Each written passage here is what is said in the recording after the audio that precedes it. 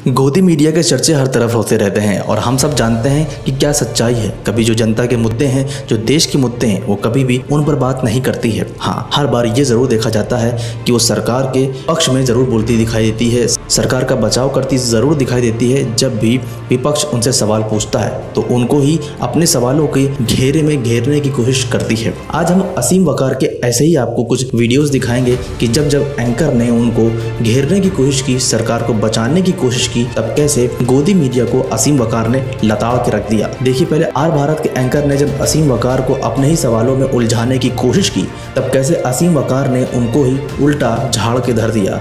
देखिए आप इस वीडियो में। 80% भारत गुनाह कर रहा हूँ, 80% भारत का अंग नहीं है, दलित का नाम उठा 80% जनता क्या आपके हिसाब से भारत का अंग नहीं है क्या?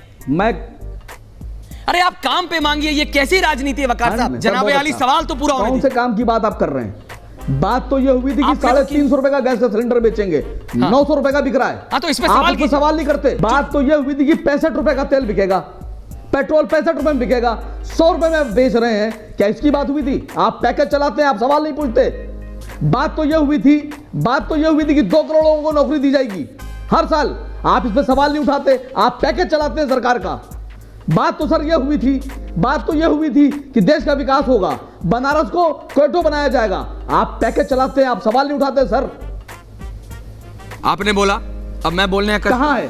100 रुपए में पेट्रोल आप बिकवाएंगे? बीजे आपके नेता ने ये क्यों नहीं बोला? आप 900 रुपए के गैस का सिलेंडर देंगे? आप एक 10 सेकंड का इंटरवेंशन लें। अब आपको दिखाते हैं आज तक की डिबेट में जब चित्रा त्रिपाठी जनसंख्या कानून पर डिबेट कर रही थी और असीम वकार से उन्होंने क्वेश्चन किया जनसंख्या कानून को लेकर, और जब असीम वकार फिर से जवाब देने लगे तो किस तरीके से चित्रा त्रिपाठी फिर से डिफेंड करती हुई नजर आई सरकार, और सरकार के पक्ष में किस तरीके से उन्होंने अपनी जवाबदेही जरूरी समझी बजाय जनता के। ये समस्या हमारे देश के लिए एक ज्वलंत समस्या है और जितनी भी सरकारें आई हैं सबने इस पर सोचा है। देश के सारे नागरिक इस पर सोचते हैं, जो अक्लमंद हैं, पढ़े लिखे हैं, इसकी गंभीरता समझते हैं, वो सब इसको सोचते हैं कि कैसे कंट्रोल करना है, कैसे रोका जाए। आप सरकार के सबसे पहली बात तो ये क्रेडिट बीजेपी को नहीं जाता, ठीक है, क्रेडिट देश के लोगों को जाता है। आपको भी जाता है चित्रा जी, आपके चैनल को भी जाता है, आप इस मुद्दे को उठाते हैं। मैं इस मुद्दे को सोचता हूँ कि ये होना चाहिए, इस पे बिल आना चाहिए, ये क्रेडिट मेरा भी है। ये हिंदू मुस्लिम का मुद्दा नहीं है। पहले तो मैं आपके चैनल के जरिए से देश के लोगों को ये बता दूं।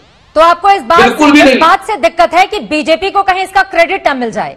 इस बात से नहीं मिल रहा है इनको क्रेडिट। हाँ, नहीं क्रेडिट नहीं मिल रहा है इनको मैडम, कोई क्रेडिट नहीं मिल रहा है। लेकिन आपने पूरी डिबेट में मेरी एक सवाल का जवाब गौरव जी ने नहीं दिया। मैंने कहा आप कह रहे हो कि 3 बच्चे होंगे तो उनको नौकरी नहीं दी जाएगी। तो देखा आपने चित्रा त्रिपाठी को किस तरीके से असीम वकार ने बताया कि आप जनसंख्या कानून में बात कर रही हैं मगर पक्ष आप सरकार का ले रही हैं। ये दिखाता है कि गोदी मीडिया किस तरीके से हर बार सरकार के गलत फैसलों को सही दिखाने की कोशिश करता है और जनता को बरगलाता है। अब आपको दिखाते हैं अमीश देवगन का। अमीश देवगन जब यूपी चुनाव पर चर्चा कर रहे थे और जब अमीश देवगन असीम वकार से सवाल पूछते हैं और उनको अपने ही सवालों में भटकाने की कोशिश करते हैं, तब अमीश देवगन को असीम वकार उनकी भाषा में जवाब देते दिखाई देते हैं। देखिए। ओके, ऐसा क्यों है कि ओवैसी साहब की पार्टी हमेशा कवर फायर देती है इन लोगों को? ओवैसी साहब की पार्टी सवाल ये पूछ रही है कि 40 और 35 रुपए में पेट्रोल बेचने वाले, वादा करने वाले आज 100 रुपए में पेट्रोल क्यों बेच रहे हैं? अमीश देवगन साहब बहस क्यों नहीं करते इस पर? ओवैसी साहब की पार्टी ये सवाल पूछ रही है कि 350 और 400 रुपए की गैस का वादा करने वाले आज 900 रुपए की गैस बेच रहे हैं। अमीश भाई आप चुप क्यों हैं? ओवैसी साहब की पार्टी ये कह रही है कि 2 करोड़ रोजगार हर साल देने वाले आज रोजगार छीन चुके हैं, बेरोजगारी है, आत्महत्याएं हो रही हैं। अमीश भाई आप चुप क्यों हैं? वजह बता दीजिए। अब आप बताइए कि हम तो सवाल सरकार पे पूछते हैं और आप सरकार को बचाते हैं सर। ना देखिए, मैं तो सवाल आपसे मुस्कुराने से कुछ नहीं होगा। मुस्कुराने लखनऊ, आप मुस्कुराइए, लखनऊ में है तो मैं तो मुस्कुरा के आपके सब आरोपों को झेल रहा हूँ, सह रहा हूँ। इस तरीके से सरकार को डिफेंड करते हैं, आप उस पर सवाल नहीं पूछते हैं, आप चुप्पी साधे रहते हैं, मगर हाँ, जनता को भटकाने का काम आप जरूर करते हैं। तो हम सब जानते हैं कि गोदी मीडिया किस तरीके से हर बार सरकार को डिफेंड करती आई है, जनता के मुद्दों से भटकती आई है और हमेशा जनता को गलत मुद्दों पर गलत चीज़ों को दिखाते हुए सरकार को बेहतर से बेहतर दिखाने की कोशिश करती है। जबकि हम सब जानते हैं कि सरकार की जो नीतियां हैं, सरकार के जो कानून ला रही है, उनसे कितना जनता का और देश का नुकसान हुआ है। फिलहाल आपको ये खबर कैसी लगी हमें कमेंट सेक्शन में ज़रूर बताएं। और ऐसी ही ताज़ा तरीन अपडेट्स के लिए LBN के चैनल को ज़रूर सब्सक्राइब करें।